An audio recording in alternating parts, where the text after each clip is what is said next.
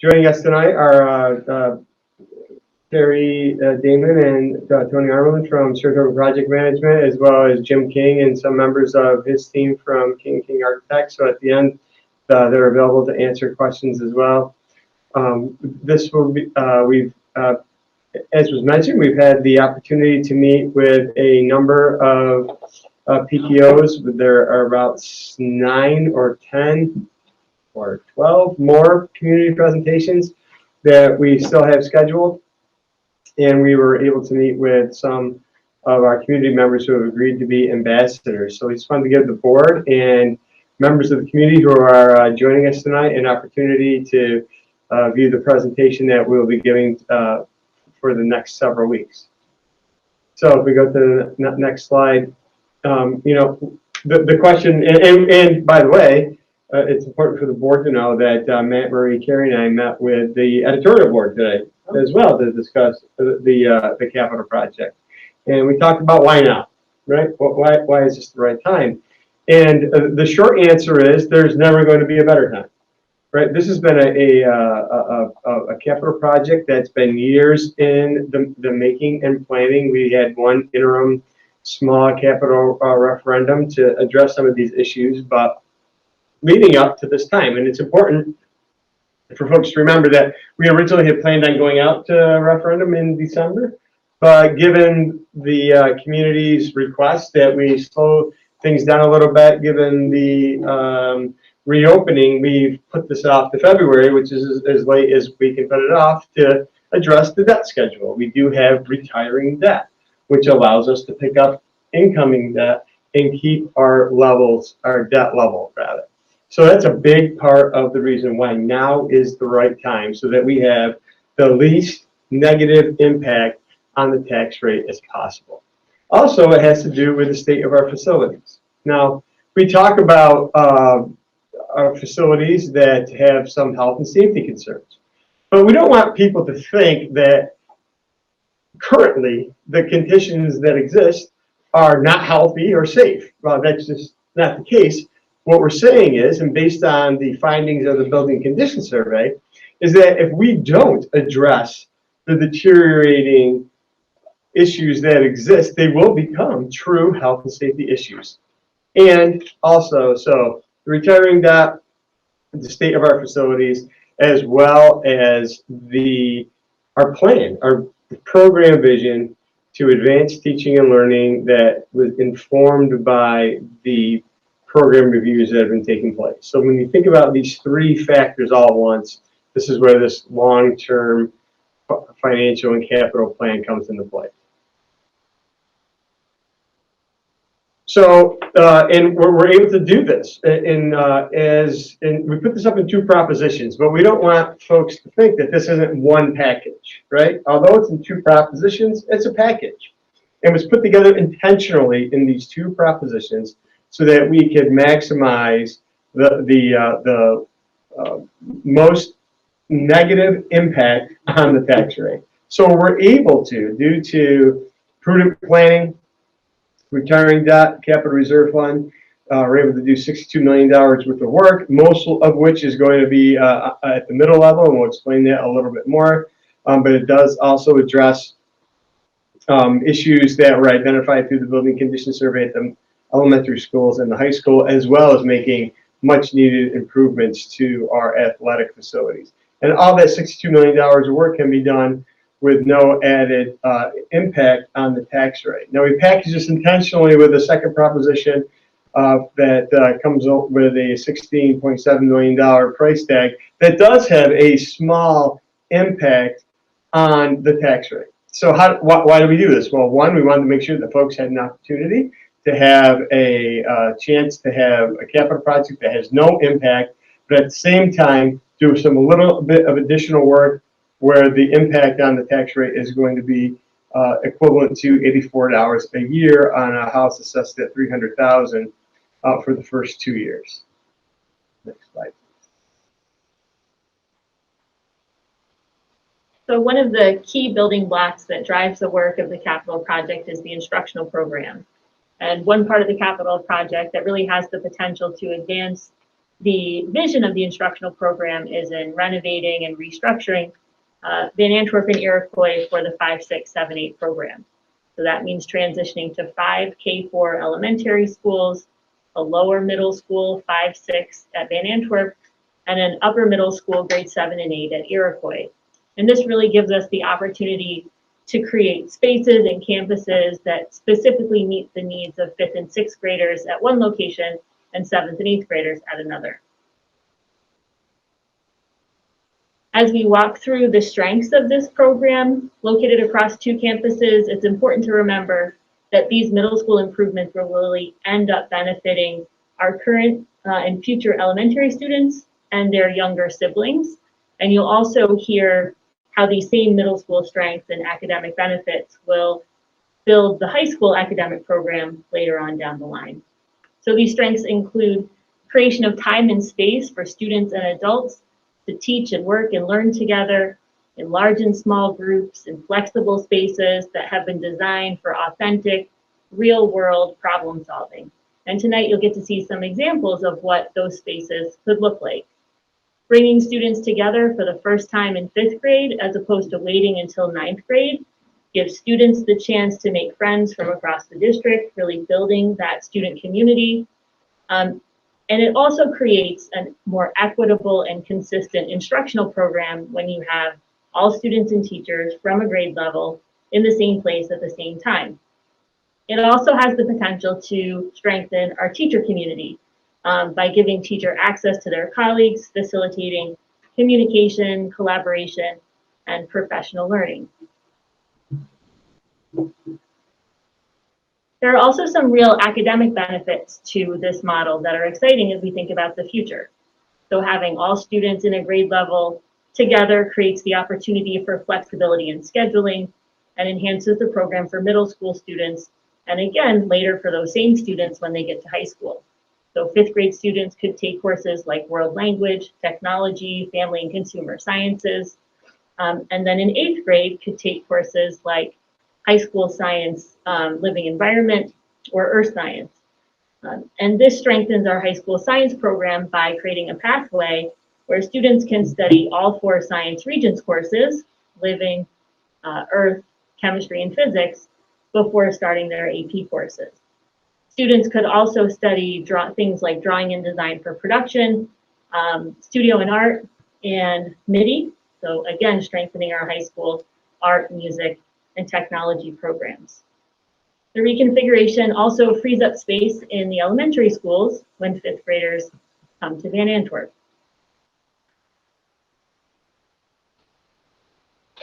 And the new configuration has the potential to improve our music program by creating dedicated spaces for music ensembles for both the middle schools so that middle school students can participate in music at their own school and don't have to go to the high school any longer before the school day. This is another example of how this creates a more equitable and accessible instructional program for students. It provides the opportunity for grade level ensembles, which is ideal for our curriculum, and will have the appropriate storage space for the music program instruments.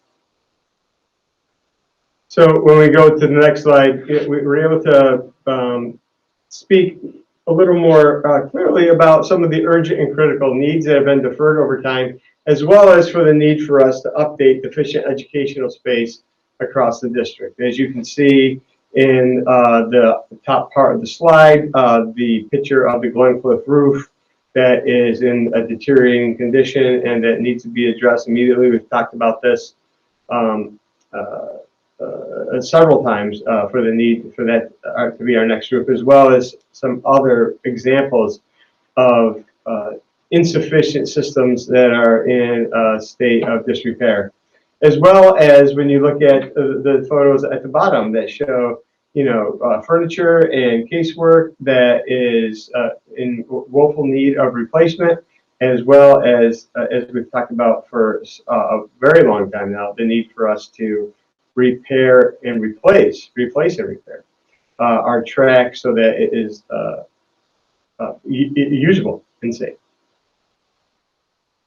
So as I said earlier, this first, this capital referendum has to do with advancing middle level education more than anything else. Certainly, we're going to spend some of the investment addressing the roof at Hillside Ave, addressing the needs at the elementary schools and the high schools in terms of electrical and plumbing and heating and other mechanical systems, roofs, as well as updating and addressing the needs of our outdoor athletic facilities. But this is a project, a advanced program specifically at the middle level. That's why we spend so much time in our building capacity studies and spend so much time focusing on what should the new configuration be, so that we can create this brand new model of a middle school, 5 through 8, in 2 separate campuses that focus on the unique needs of 5th and 6th graders at Van Antwerp and 7th and 8th graders at Iroquois, just in the way that Marie outlined earlier. So right now, our teachers are doing their very best to provide innovative instruction in classrooms that have been outdated for years. So on the left, you can see an example of that. We have old green chalkboards, very little color, and a lab space that lacks sufficient storage and certainly doesn't have the utilities or finishes for a high school Regents science course. And on the right, you can see examples of spaces that have been specifically designed to appeal to and meet the needs of middle schoolers. So you can see flexible seating and flexible spaces, lots of storage, walls that are whiteboards, modern technology and color. And these spaces better reflect the teaching and learning that is happening in our classrooms. And they create a learning environment that's joyful and creative. And this is really what we mean when we talk about spaces that support authentic, real-world, collaborative problem solving. We don't often think about hallways as being instructional spaces, but if they are designed with students in mind, our hallways become an extension of the classroom. A place where middle school students can work together in small groups, kind of stretching that independence, again, meeting the social, emotional, and academic development of middle school students. And on the right, you can see an example of that with the bench seating and display cases and whiteboards. So a school that's designed with the students in mind can create a learning environment where every single space in the building can become an extension of the classroom, from the hallways to the cafeteria and everywhere in between. When we go to the next slide, listen, we talk about this project, and rightfully so, as a middle school, middle level programmatic project, but that doesn't mean that there aren't systems within each of these buildings that need to be addressed. You know, although Van Antwerp is a beautiful, aesthetically pleasing building from the exterior, the interior needs to be updated, not only systems like the aging boiler system, but as you can see, the toilet rooms and the classroom entrances, the floors throughout the building need to be addressed, as well as the roof and entranceways at Iroquois. We show an example of the deteriorating roadway at Iroquois Middle School. However, we know that the roadways in all of our campuses, all 8 of our buildings, as well as at the Hillside Ave complex, need to be addressed. So when we look at the investment and what we're able to do based on the propositions, you know, we are going to have a significant investment of about $47 million, almost $48 million, to update and improve, reconfigure, and have additions to the middle school so that we can have adequate learning space for our middle level students, as well as ensuring that there'll be dedicated music space and performing spaces so that all students have access to our music programs, and we'll be able to have access to them in the buildings where they attend school. We certainly have to replace the roof at Iroquois and take care of traffic flow and parking and drop-off issues at both sites, rather. We're able to continue that work a little bit more if the second proposition is passed as well, by adding more parking spaces at Van Antwerp, additional upgrades to classroom spaces at Van Antwerp as well. The same goes for the instructional spaces at Iroquois and adding a grass playfield. On the next slide, we can just kind of overview what we're able to do with these two propositions. So at Van Antwerp, Proposition 1 allows us on the Story Avenue side of the building to separate parent drop-off from bus drop-off, make it much a safer situation for everyone. Remove some of the congestion that takes place on the Dexter Ave side of the street, as well as making improvements to the staff parking spaces if Proposition 2 is passed. Now, you also see a little bit of a little preview of what we want to do in the future with future referendum with the playscape and also the number 5 and the number 6 addition at Van Antwerp. Now, similarly, on the next slide at Iroquois in blue, you see what we're able to do with Proposition 1 with the addition of classroom spaces, better parking, traffic flow, more green space, and then the addition of a kickball and grass playfield in that area between Iroquois and Rosendale that really needs to be addressed.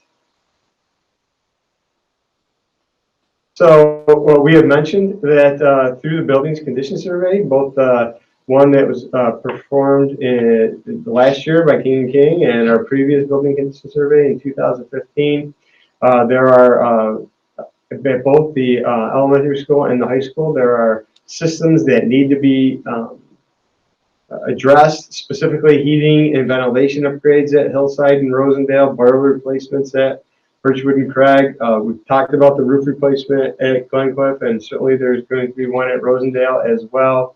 And then also the much needed restoration and replacement of the roof at the Hillside Avenue Transportation Center. We're able to do more parking, traffic flow, bus loop reconstruction at Rosendale, as well as an additional parent drop-off and parking there as well with the passage of Proposition 2. On the next slide, we can show you examples of the exterior of the high school that needs to be addressed. There needs to be completion of the roadways and traffic flow around the entire building. The track will be expanded from a 6-lane track to a functional 8-lane track, and the fields at softball and baseball complex need to be addressed, as well as dugouts and backstops and fencing, some of which haven't been addressed in almost 30 years. So, in addition to the work that needs to be done at the high school in terms of the athletic, there are also conditions that were identified as deficient that can be addressed as well through the work at Proposition 1. And then with the passage of Proposition 2, we're able to advance the master plan for our athletic complex even more so. So we know that with Proposition 1 at the high school when it comes to athletics, we're going to go from a 6 to an 8-lane track. The infield will be expanded to accommodate not only football, but lacrosse, field hockey, and soccer as well. With the passage of Proposition 2, there are the opportunities for a synthetic surface field on Balltown Road, additional improvements to parking and traffic flow, as well as much needed improvements to the baseball and softball fields. We'll be almost where we want to be completely with our master plan, with the exception of the tennis courts, which will be addressed in a future referendum. And here's just a visual of what that will look like. So you see the track is expanded, the interior is expanded. The interior most likely would be, if Proposition 1 passes, a natural grass track. Proposition 2 passes, we have the opportunity for a synthetic field on the Balltown Road, as well as improvements to the baseball softball complex, and possibly even a synthetic surface in the interior infield. It all depends on the passage of both the propositions and how bidding works out. The funding for the project should come from three main sources. The first is state aid. The district has a 74% aid ratio, and we'll get that on all aid-eligible project costs. So essentially, every dollar we spend on aidable improvements, we'll get 74 cents back from the state. The second is through our capital reserve fund. Back in May of 2016, the voters approved the capital reserve fund, and over the past few years, we've been able to fund that. So we have just over $7.7 million set aside in that fund, and we're going to use that to fund this project. And the last way we're going to fund it is the district right now currently has debt on its books that we fund in our general fund each year from older projects. So the debt from those projects, the principal and interest payments are going to end, and we'll bring on the principal and interest payments for this project. So we were able to not have a spike by adding this on top of old debt. We'll pay off the old debt and take on the new debt. And this will be able to help us with the project with a minimal tax impact. So if you look at the graphical representation of this, the blue column is our current debt level, and the green is the debt level with the new project that's coming on board. So the first 2 years in 2023 and 2024, you can see that small spike above our current level. These are the 2 years that we anticipate a small tax impact, but then after that, the debt levels back out to our current local share. When we look at the impact for the taxpayers, for Proposition 1, there's no added tax rate impact. And if Proposition 2 passes in addition to Proposition 1, there's about $28 per 100,000 of assessed value, again, only for those first 2 years of the project. So if you look at the chart, we've mapped out what the impact would be on houses assessed at 3 different levels, $200,000, $300,000, and $400,000. So the impact would be between $56 per year to $112 per year, or just under $5 a month to over $9 a month. Again, those are only for the first 2 years, and after that, it goes down to the zero tax impact. So it's assuming a positive outcome on February 9th, we start to engage stakeholders once again for the design phase of this project. King & King will be engaging and soliciting input from faculty, staff, students, parents, boosters organizations, as we prepare the design for submittal to the State Education Department, which we hope would be approved late fall of this year or early of 2022, which would allow us to begin construction as early as the summer of 2022. Now, based on when that construction actually starts and how weather cooperates and bidding climates and a plethora of other issues that are unknown at this time, we could finish the project, best case scenario 2024, worst case scenario 2026. Most likely students in the middle schools will enter 5th and 6th grade at Van Antwerp and 7th and 8th grade at Iroquois for the first time in the fall of 2025. So the question begs, what happens if the capital project isn't approved? Well, the first thing that we know is that the aid that school districts get, in our case, almost 74 cents on every dollar of aided work, isn't available to us. So it's an additional burden. We do know that the conditions that do exist are not going to repair themselves and will just continue to deteriorate. So at some point, absent approval from the voters, these conditions will have to be addressed, and we'll only have one place to go for that money, and that's in our operating budget, which is already has some stress on it, as we know. So displacing those funds out of the operating budget to pay for capital expenses will just prevent us from being able to continue to offer the robust program that we currently offer our students and our community. It also has the negative impact of increasing the impact on the tax rate, because as we said, for all the reasons in place right now, retiring debt, prudent planning, having a capital reserve fund, the impact on the tax rate will never be as less as it is now, knowing that everything just costs more in the future going forward. And then also, we're in a position right now, we have the benefit of all these years of planning, not only for this referendum, but the two subsequent, to get us on a path where we are every 4 or 5 years going out for a small capital project, so that we are in maintenance mode rather than repair mode. What's most important to us is that as many people participate in this process as possible.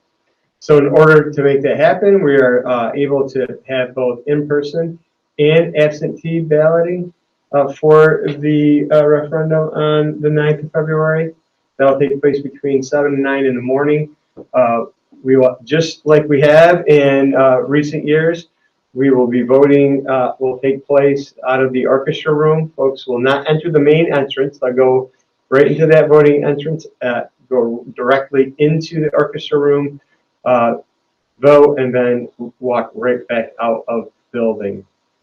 There will be, obviously, masks will be required. There will be proper social distancing in place the entire time. So the absentee ballot process, you have to request an application. Cindy, you want to explain that a little bit, since this is going to be right in your department? People will start with an absentee ballot application. It's available on our website, or they can get that by contacting me at the email or the number that's on the screen. When someone asks for an absentee ballot, if they're requesting it for reasons of the COVID pandemic, they simply select the first box, which is illness, on the ballot application. Once I receive those back, I can send out an absentee ballot, which needs to be back to me by 5 o'clock on the date of the vote. That's by mail or in person, they can be delivered? By mail or in person. We will have the drop boxes like we did for the all absentee voting in last June. Those will be out the last week. So it's really our hope that we have more people participate in this capital referendum than we ever have, given the fact that people are pretty used to absentee balloting at this point, right? So given the option that they had in the spring for the operating budget vote, what took place in the fall for the general election. So we're really hoping, regardless of where people are, that they will actively participate in the process. What questions do you have for any of us or for Tony and Terry? Well, I have one from a process standpoint. So I know we're set to vote on the 9th, but we've also said if the weather's not cooperative. We'll vote on the 11th. On the 11th. Yes. Right? So would the absentee ballot shift to the 11th at 5 o'clock, or will that stay 5 o'clock on the 9th? It would shift to the It would shift 11th. to the- It's actually the day of the vote. Okay, By 5 o'clock, I need them back. got it. So Okay. we'll assume the 9th for now and good weather. Well, my birthday's on the 11th, so I'd much rather we vote on the 9th. to get it over with. Sounds like you got experience now.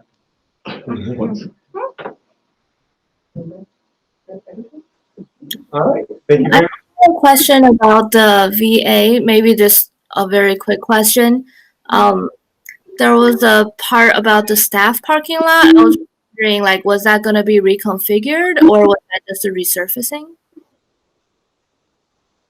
A combination of both. Yep, across the street there. Yep, exactly. No, you're fine. Okay. Thank you.